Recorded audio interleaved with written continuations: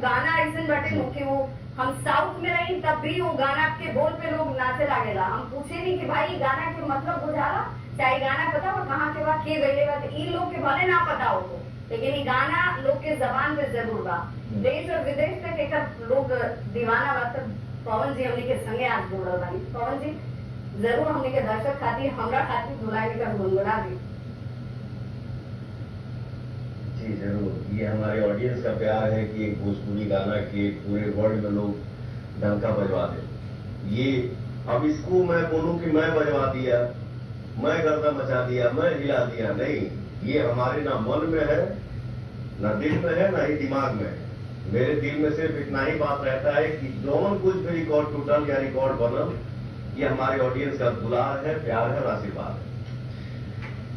तो हमारे ऑडियंस का फरमाइश और आपका फरमाइश ये जरूर पूरा हुई।